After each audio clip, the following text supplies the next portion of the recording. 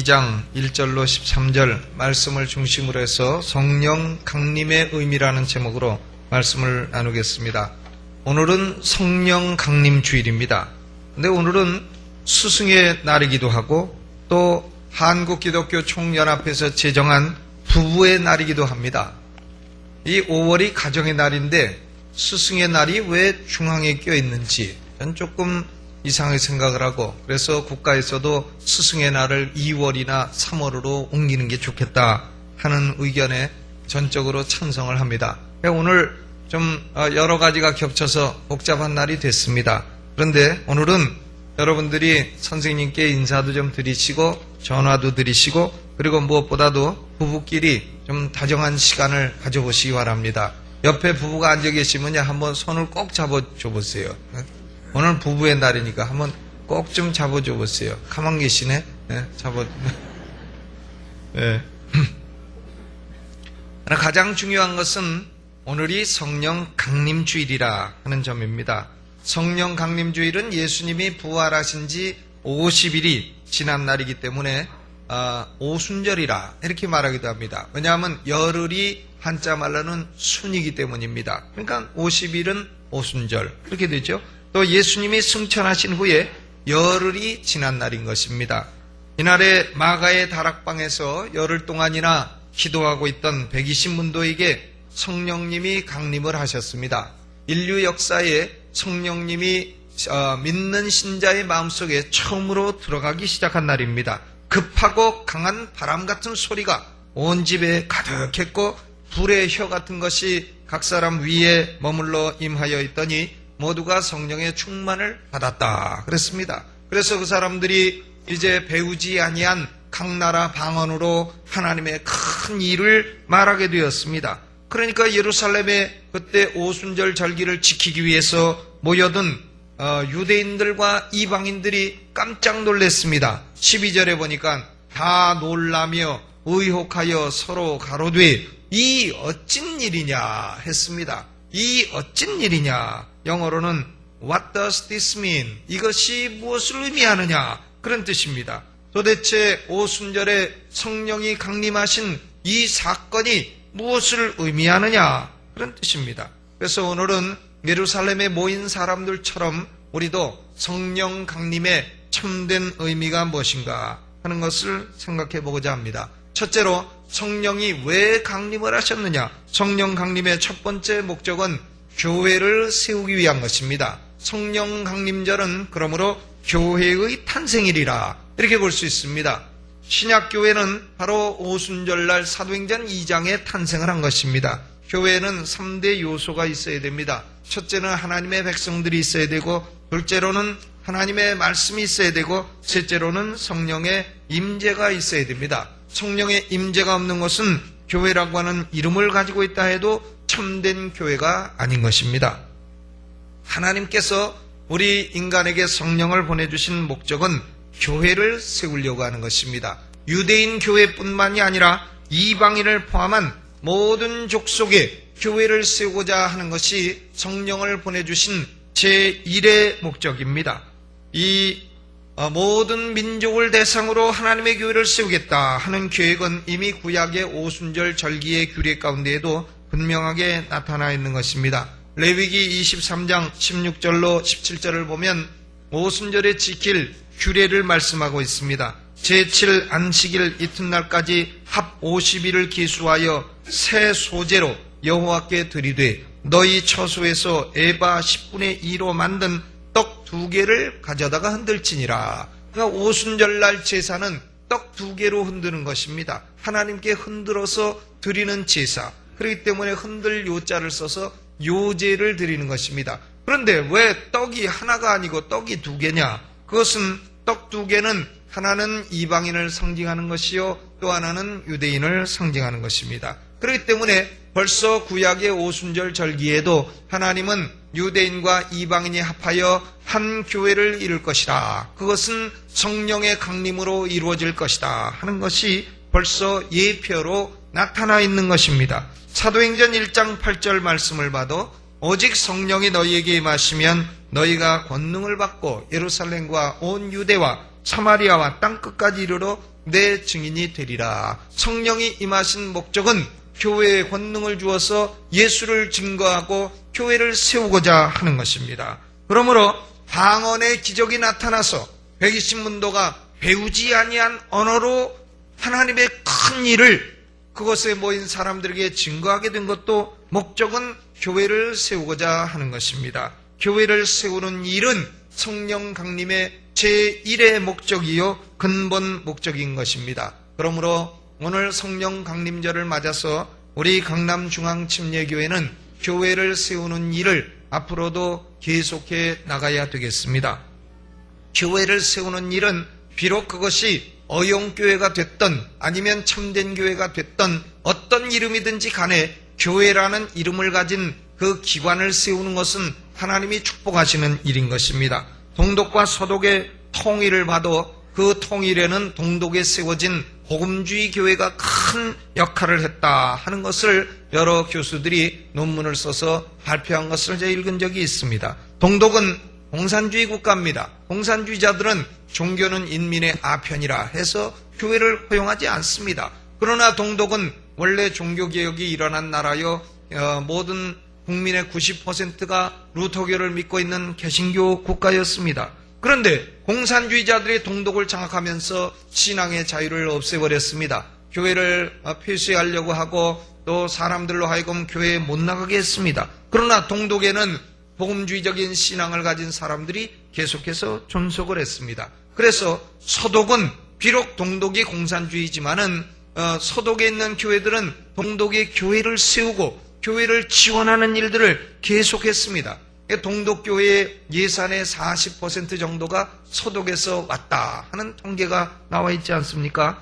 그러므로 동독의 교회가 살아있는 한 공산주의자들이 영원히 지배하지 못하게 된 것입니다. 공산주의와 교회는 완전히 반대되는 것이에요. 우리 그리스도인들은 공산주의자가 될 수 없고 좌파가 결코 될 수 없는 것입니다. 왜냐하면 기독교는 10계명 가운데 계명 4가지가 사유재산을 보호하는 것이기 때문에 재산을 공유한다는 이 공산주의 개념은 기독교와는 정반대가 되는 것입니다. 그래서 동독의 교회가 존재하고 그 교회를 서독의 교회가 지원하고 하다가 보니까 동서독의 담이 허물어지게 되고 결국은 독일의 통일이 오게 된 것입니다. 중국에도 삼자교회라고 하는 어용교회가 있습니다. 물론 지하교회, 가정교회도 있습니다만은 삼자교회는 어용교회입니다. 80년대, 90년대 문자 그대로 공산주의 국가의 인준을 받아서 공산주의 정부의 지도를 받는 그런 교회였습니다. 그런데 이 교회도 성경 공부가 이루어지게 되고 교회라는 이름이 있으니까 그곳에서 설교를 해야 되고 그곳에서 하나님의 말씀을 전파해야 되고 예수의 이름을 부르다 보니까 그만 이제는 삼자교회도 영혼구원의 역사가 많이 나타나게 됐다. 그래서 삼자교회도 이제는 부흥을 이루게 됐다 하는 소식을 듣게 되는 것입니다. 물론 지하교회, 가정교회가 신앙은 더 순수할 것입니다. 그러나 어용교회라 할지라도 교회가 세워지는 곳에는 하나님의 역사가 일어나게 되는 것입니다. 북한에도 어용으로 세워진 교회가 평양에 2군데 있습니다. 뭔지 아십니까? 하나는 봉수교회요. 또 하나는 칠골교회라. 칠골교회. 이 2가지 교회가 있는데 이 2가지 교회는 목사도 공산당이요, 성도도 공산당이요, 예배도 다 공산당이 시킬 때 하는 것이요, 공산당의 완전 어용교회고 남한에서 목사들이 가면 좀 이벤트성으로 한번 예배드리고 쇼업하기 위해서 예배드리고 하는 곳입니다. 그런데 그럼에도 불구하고 그곳에 교회라는 이름이 있으면 하나님께 예배가 드려지지 않겠습니까? 그곳에서 공산당이 시켜서 예배드려도 자신은 속으로 진정한 신앙을 가지고 찬송하는 사람이 있을지 알게 뭡니까? 그건 오로지 하나님만이 아실 것이다 그 말입니다. 그러므로 오늘 성령 강림절을 맞아서 우리 강남중앙침례교회는 모든 민족의 교회를 세워야 된다 하는 목적을 다시 한번 새롭게 하기를 원합니다. 우리는 한국의 교회를 세우는 것도 중요하지만 모든 민족의 교회를 세워야 됩니다. 각 나라의 교회를 세워주는 그런 교회가 되기를 간절히 바랍니다. 여러분 개인의 인생 목적에도 교회를 세우고자 하는 목적을 반드시 포함시키기를 바랍니다. 여러분 지금까지 교회 몇 개 세우셨습니까? 한 개도 안 세우셨습니까? 그러면 앞으로는 내가 내 인생에 사업을 해서 돈을 벌면 내가 교회를 꼭 내 인생에 교회를 하나든 두 개든 아니면 10개든 꼭 한번 세워봐야 되겠다. 그런 목적을 인생 계획에 포함시키시기를 주님의 이름으로 축원합니다. 그것이 성령이 강림하신 근본 목적이에요. 그냥 기도해도 하나님 내 사업 축복해 주시고 물건 주세요, 이렇게 기도하지 마시고요. 하나님 나한테 10억 주시면 1억으로는 11조 내고 1억으로는 교회 세우겠습니다. 그렇게 한번 기도해 보시라 그 말입니다. 그러면 하늘의 그 기도가 상달될 줄로 믿으시기를 바랍니다. 그래도 한번 따져보세요. 몇 억 남나? 8억 남잖아요. 그것이 지혜로운 기도다 그 말이에요. 물론 하나님하고 뭐 교회 세워갖고 속심은 물질의 이권을 얻으려고 하는 그런 속심으로 하는 것은 아닙니다.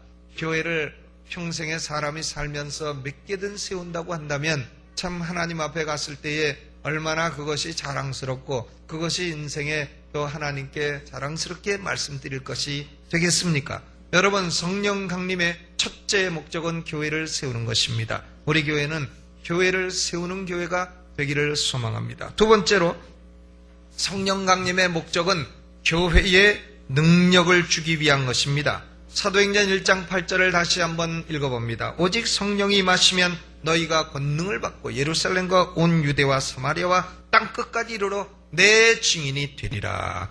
예수 그리스도의 증인이 되는 것은 자연적인 능력으로 되는 것은 아닙니다. 오직 성령님이 주시는 능력으로 증인이 되는 줄로 믿습니다. 120문도가 마가다락방에 엎드려서 열흘 동안 기도한 이유는 무엇입니까? 그것은 예수님이 말씀하신 대로 성령 침례를 받기 위한 것입니다. 사도행전 1장 4절로부터 5절까지 읽어보면 사도와 같이 모이사 저희에게 분부하여 가라사대, 예수님이 분부하신 겁니다. 예루살렘을 떠나지 말고 내게 들은 바 아버지의 약속하신 것을 기다리라. 요한은 물로 침례를 베풀었으나 너희는 몇 날이 못되어 성령으로 침례를 받으리라. 너희는 몇 날이 못되어 성령으로 침례를 받으리라. 이 예루살렘 너희를 죽이고 또 핍박하고 위협하는 그런 존재들이 있을지라도 떠나지 말라 그 말이죠. 그래서 120문도는 마가의 다락방에 모여서 열흘 동안 기도했습니다. 예수님의 이 약속이 실현된 것이 사도행전 2장의 성령 강림 사건입니다. 성령이 강림을 하시자 저희가 다 성령의 충만함을 받았다 그랬습니다. 그렇기 때문에 신학자들은 논쟁을 합니다. 성령 침례는 무엇이고 성령 충만은 무엇이냐. 그런 논쟁은 아무런 의미가 없는 쓸데없는 논쟁인 것입니다. 성령 침례가 됐든 성령 충만이 됐든 레떼르를 무엇을 갖다 붙이든지 중요한 것은 하나님의 교회가 그 능력을 실제로 체험하고 있느냐, 그것이 중요한 것입니다. 아멘. 그 능력은 없이 용어만 정확히 쓴다고 해서 무슨 의미가 있는 것입니까? 성령의 권능으로 담대하게 마음에 성령의 기쁨이 넘쳐서 나가서 예수를 증거하고 하나님의 교회를 세울 수 있느냐 없느냐, 그것이 중요한 것입니다.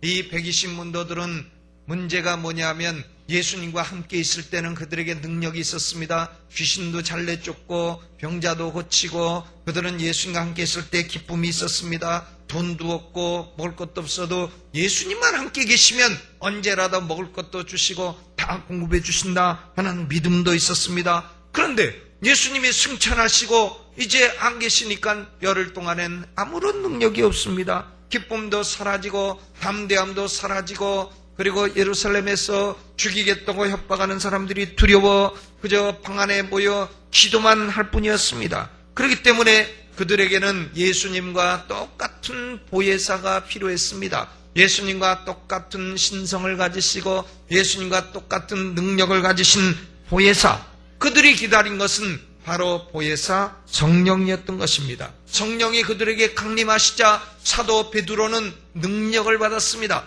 설교의 능력을 받았습니다. 그래서 요엘서를 본문으로 설교할 때에 그날 몇 명이 회개했습니까? 3,000명이 하루에 회개하고 예수 믿고 침례를 받았다. 어떤 분은 그날 침례가 그 물에 들어간 침례가 아니라 세례였을 거다 자꾸 그러죠. 왜냐?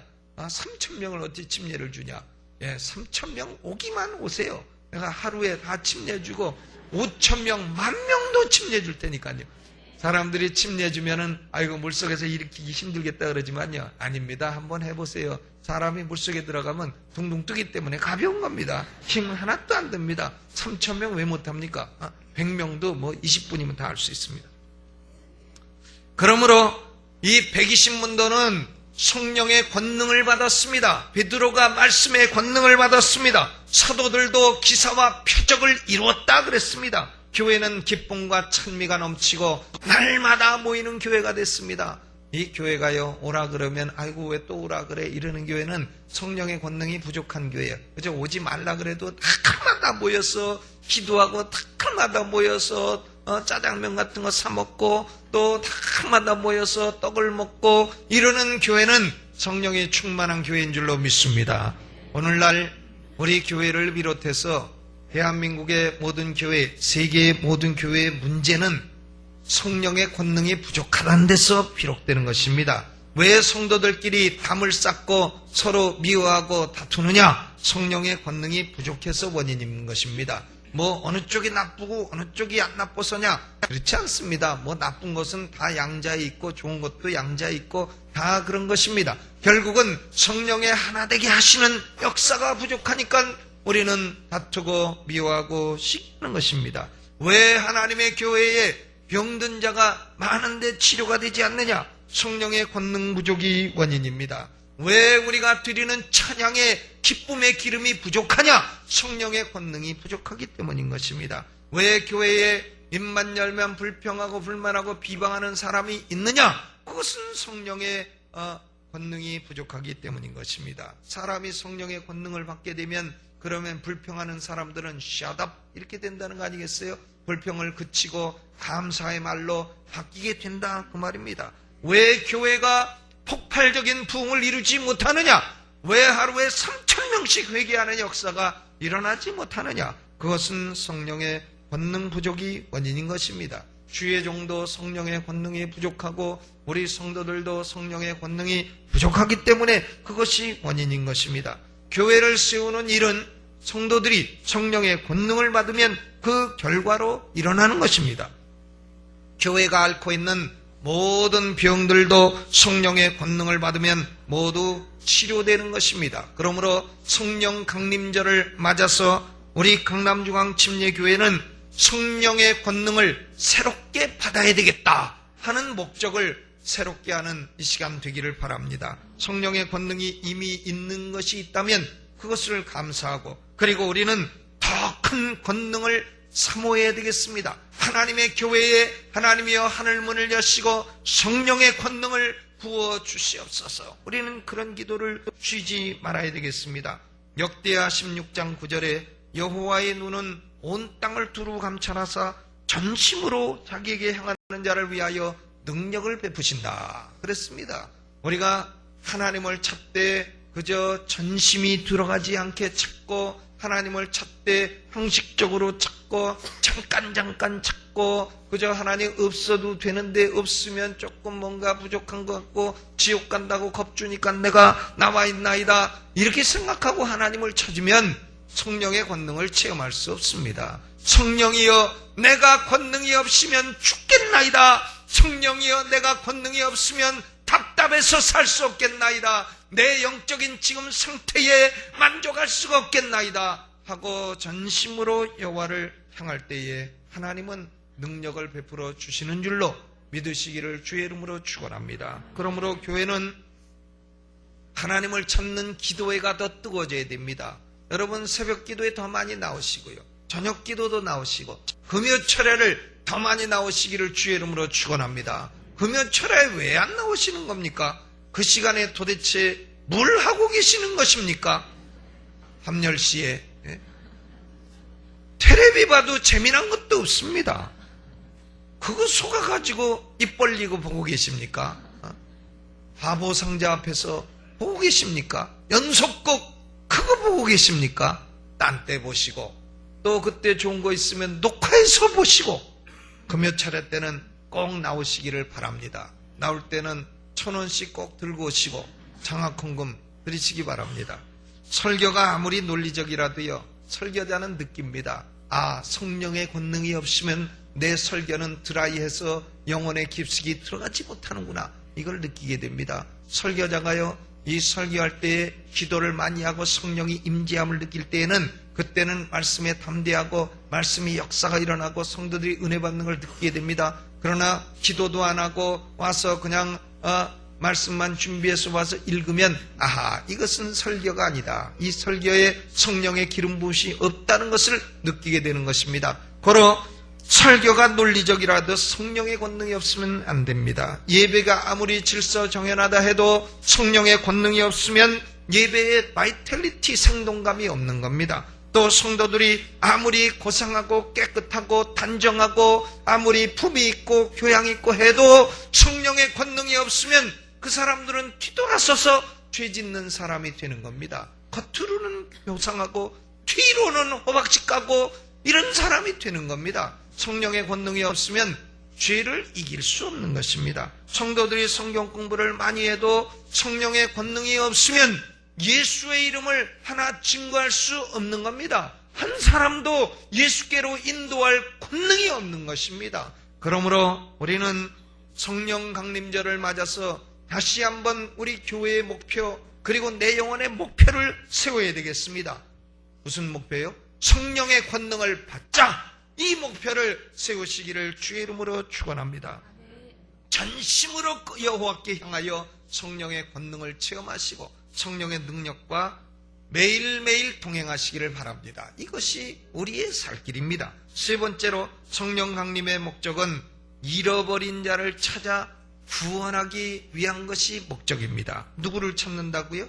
잃어버린 자를 찾아 구원하려 함이니라 하는 것이 목적입니다. 성령의 권능을 받은 사도 베드로가 선지자 요엘의 말씀을 본문으로 해서 설교를 했는데 그 결론이 뭐냐 하면 2장 40절입니다. 여러 말로 확증하여 권하여 가로되 너희가 이 패역한 세대에서 구원을 받으라. 설교의 결론은 뭐냐? 이 세대는 corrupt generation, 부패한 세대요, 패역한 세대이기 때문에 여기서 마귀에게 속아 살지 말고 예수 믿고 회개하고 구원을 받으라. 그것이 결론인 것입니다. 베드로의 이 설교에 그날 몇 명이 구원받았느냐? 3,000명이 회개하고 구원받고 침례를 받았습니다. 사도 베드로는 이 진리를 계속해서 전파했습니다. 사도행전 4장 12절에 다른 이로서는 구원을 얻을 수 없나니 천하 인간의 구원을 얻을 만한 다른 이름을 우리에게 주신 일이 없음이니라 그랬습니다. 저는 여러분에게 분명히 말씀드리지만 부처의 이름을 믿으면 구원받을 수 없습니다. 저는 여러분에게 명백히 말씀드리지만 마호메트의 이름을 믿으면 구원받을 수 없습니다. 공자, 맹자의 이름으로는 어림도 없습니다. 제 이름으로도 안 됩니다. 그러면 누구 이름을 믿어야 구원받습니까? 예수 이름을 믿어야 구원받는 것입니다. 사람이 예수 이름을 믿어야 지옥까지 아니하고 건진받는 것입니다. 죄 사함을 받고 죄에 대한 심판에서부터 해방되는 것입니다. 사람이 예수 이름을 믿어야 천국 가서 부활하고 영생을 누리며 하나님과 영원토록 동행하며 살게 되는 것입니다. 그것이 구원입니다. 어떤 분은 구원을 자꾸 조롱해요. 구원받으라 하면 왜 구원만 주냐, 10원 주지 이러고 자꾸 조롱을 하는데 구원을 조롱하지 마세요. 우리 인간의 삶은 7, 80이 아니고 영원 내세까지 이어지는 것입니다. 영원 내세를 지옥에 떨어질 사람이 구원을 조롱하고 있습니까? 참 어리석은 짓 가운데 가장 어리석은 짓입니다. 그리고 영원 내세에 죄사함 받고 영생 얻고 부활할 소망을 주지도 않는 다른 존재의 이름을 왜 의지합니까? 그것은 읽고 공부하고 철학으로 종교로 연구 대상은 될진 몰라도 믿음의 대상은 아닌 것입니다. 우리 믿음의 대상은 오로지 하나님의 아들 독생자 예수 그리스도인 줄로 믿으시기를 주의 이름으로 축원합니다. 베드로가 성령 충만한 설교를 해서 3,000명이 예수 믿었는데 그날 들은 사람이 다 믿은 게 아닙니다. 도리어 베드로에게 반대하고 베드로를 핍박하고 베드로를 죽이려고 하고 그랬던 사람들도 있는 것입니다. 복음의 말씀은 반응이 둘로 딱딱 갈라집니다. 어떤 사람은 믿고 어떤 사람은 반대합니다. 그러므로 성령 강림의 목적은 모든 사람을 다 구원하기 위한 게 목적이 아닙니다. 예수 그리스도는 이 세상 모든 사람을 다 구원하기를 원치 아니하십니다. 예수 그리스도는 이 세상 모든 사람을 다 구원하는 것이 목적이 아닌 것입니다.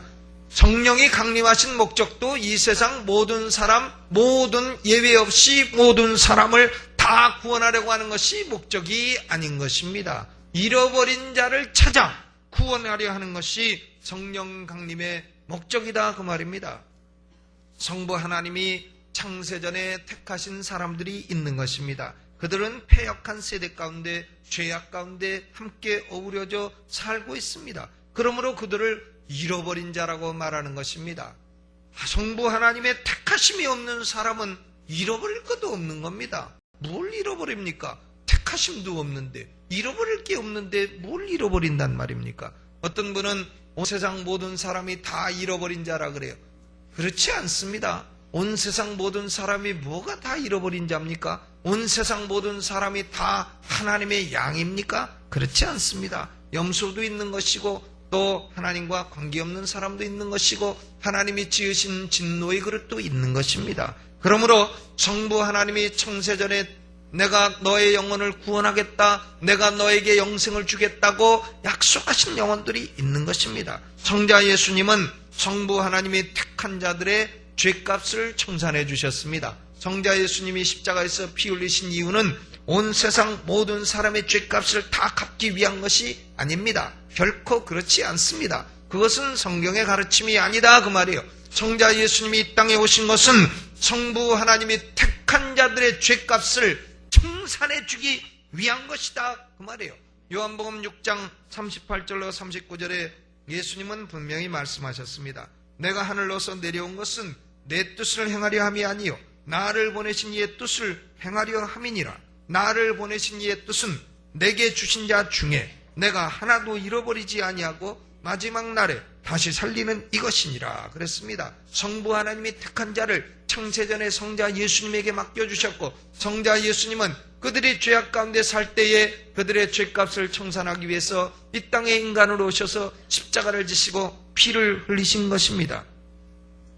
그러므로 성부 하나님이 택하시고 성자 예수님이 속죄하신 그 영혼들을 성령님께서는 구체적으로 구원을 적용하고 그들에게 구원을 체험시키기 위해서 이 땅에 강림하신 것입니다. 그러므로 우리가 복음의 말씀을 증거하면 성령님이 역사하셔서 하나님의 택한 자의 영혼의 죄를 깨닫고 의를 깨닫고 심판을 깨닫게 하시고 그들이 회개해서 예수 믿게 하시는 것입니다. 여러분이 예수 그리스도를 회개하고 믿으셨습니까? 참 잘하셨습니다. 그것은 성령님의 역사입니다. 그것이 여러분의 자유의지의 결과가 아니다 그 말이에요. 여러분이 똑똑해서 스스로 알아서 믿은 것이 아니다 그 말입니다. 그것은 성부 하나님이 영원전부터 택하신 은혜요 성자 예수님이 속죄하신 은혜요 그것이 성령님이 깨닫게 하신 놀라운 영원한 은혜라 하는 사실을 여러분 바르게 믿으시고 깨달으시기를 주의 이름으로 축원합니다. 어떤 분은 저한테 자꾸 시비해요. 당신은 그렇게 설교해도 교회가 되냐고요. 그래서 저는 그분에게 묻습니다. 그러면 당신은 무엇을 설교하느냐고. 예수님이 온 세상 사람 죄값을 다 갚았다고 설교한대요. 그러면 온 세상 사람 죄값을 다 갚았으면 왜 사람이 지옥 갑니까? 물어보면 안 믿어서 그렇다고 대답을 해요. 그러면 안 믿는 건 죄가 아니냐고 물어보면 대답을 못합니다. 왜냐? 만약에 안 믿는 불신앙이 죄라고 대답하면 예수님은 모든 죄값을 갚은 게 아닌 것이 되는 것이고 만약에 안 믿는 게 죄가 아니라고 대답한다면 하나님은 죄가 아닌 것으로 지옥 보낸다고 말하기 때문에 이 사람들은 아무 말도 못하게 되는 것입니다. 그것은 진리가 아니기 때문에 5초도 견디지 못하고 무너져버리게 되는 것입니다. 하나님의 놀라운 구원 계획을 깨닫지 못한 그것은 각성치 못한 말씀이요 진리 같기도 하고 아닌 것 같기도 하고 진리도 아닌 것이 그렇다고 아주 거짓도 아닌 것이 그런 것을 가리켜 반진리라. 성령님이 강림하신 목적은 바로 성부 하나님이 택한 자들에게 역사하셔서 구원을 적용하고 그들을 구원하고자 하는 것입니다. 그러므로 성령 강림절을 맞아서 우리 강남중앙침례교회는 목표를 세워야 되겠습니다. 온 세상 모든 사람을 다 구원한다. 이런 목표는 전 세우지 않습니다. 하나님의 택한 영혼들, 하나님이 얼마든지 부르시는 영혼들을 우리를 통해서 구원하여 주옵소서. 하나님의 택한 영혼의 구원, 택한 영혼의 구령, 그것이 성령 강림절에 우리 교회가 세워야 될 목적인 줄로 믿습니다. 그런데 그러면 또 시비를 걸죠. 당신은 그러면 누구 택한 줄 아십니까? 전 모릅니다. 모르기 때문에 우리 인간이 해야 될 일은 모든 사람을 대상으로 복음을 전하는 겁니다. 예외 없이 전해야 돼요. 복음을 전할 때는 예외 없이 전해야 되는 것입니다. 이걸 가리켜서 제네럴 콜링, 일반 소명이라고 말하는 것입니다. 그러면 인간이 모든 사람에게 회개하고 예수 믿으라고 전하게 되면 하나님의 성령께서는 무슨 일을 하시느냐? 택한 백성의 영혼의 역사에서 그들에게 회개하고 예수 믿게 하는 유효적 소명, 특별 소명, effectual calling, effectual special grace를 그들에게 부어주시는 것입니다. 그러므로 우리가 영혼 구령은 우리가 복음을 증거하고 궁극적으로는 성령님이 하시는 것이다, 그 말입니다. 그러므로 우리는 영혼 구령의 성령님의 동역자가 되어야 되겠습니다. 성령 강림절을 맞아서 영혼 구령, 그것이 우리 강남중앙침례교회의 세 번째 존재 목적이 되어야 할 줄로 믿습니다. 성령 강림절 이후로 이제 성령님은 모든 믿는 자의 영혼 속에 거하시며 영원토록 떠나지 아니하십니다. 이제는 우리가 예수 믿는 우리가 성령님 나가세요 한다고 해서 나가시지 않으십니다. 요한복음 14장 16절에 내가 아버지께 구하겠으니 그가 또 다른 보혜사를 너희에게 주사 영원토록 너희와 함께 있게 하시리라 말씀하셨습니다. 그러므로 예수 믿는 우리는 성령이 우리 안에 거하시고 영원토록 우리와 함께 계시는 것입니다. 성령님은 우리에게서 떠나시지 아니하시는 것입니다. 성령님은 오순절 이전에도 구약시대에도 일을 하셨지만 그러나 믿는 자 마음속에 내주하시기 시작하신 것은 바로 사도행전 2장 오순절 사건이 그 시작이 되는 것입니다. 그러므로 우리는 성령 강림해달라고 다시 기도할 필요는 없습니다. 성령님은 이미 강림해 우리 가운데 계신 것입니다. 그러면 우리가 기도할 것은 뭐냐? 성령님이 예수 믿는 우리 안에 거하시고 영원토록 우리와 함께 계시는데 성령님의 완벽한 지배, 완전한 지배를 받기를 원합니다. 그런 기도를 올려야 될 줄로 믿습니다. 성령의 완전한 지배받아 성령에 완전히 들어가 있는 것이 성령의 침례요. 그것이 성령 충만입니다. 성령 충만한 교회는 첫째로 모든 민족의 교회를 세우는 선교적인 교회요. 둘째로 성령의 권능받아 죄와 마귀와 세상을 이기는 교회요. 셋째로 성령 충만한 교회는 잃어버린 자를 찾아 구원하는 구령의 역사가 일어나는 교회인 줄로 믿습니다. 이런 교회가 성령 침례받은 교회요. 이런 교회가 성령 충만한 교회다, 그 말입니다. 우리 교회는 이런 교회가 되도록 몸부림쳐야 되겠습니다. 우리는 그렇게 되기 위해서는 기도 모임이 강화되어야 되겠습니다. 아멘. 주일날 낮 예배만 나오는 사람은요, 신앙생활을 망치기로 결심한 사람이에요. 왜 주일날 낮 예배만 나오십니까? 수요 기도회도 있고 새벽 기도회도 있고 무엇보다 금요철야가 있습니다. 여러분, 목요철야도 산상에 있고 금요철야도 있고 하니까 저녁 기도에 나오세요. 저녁 기도에 놀지 마시고 나오시고 저녁 기도에 주무시는 거 1시간 늦게 주무신다고 뭐 큰일 날 거 있습니까? 아, 그 시간에 무슨 큰 볼일 있으십니까? 밤 10시에. 그러므로 1,000원 들고 금요일날 나오시기를 주의 이름으로 축원합니다. 한번 주먹 한번 다 들고 따라서 하세요. 금요철에 나오자. 전심으로 여호와께 향하는 교회에 하나님은 권능을 부으셔서 교회를 세우고 잃어버린 영혼을 구원하는 위대한 역사를 이룰 줄로 믿습니다.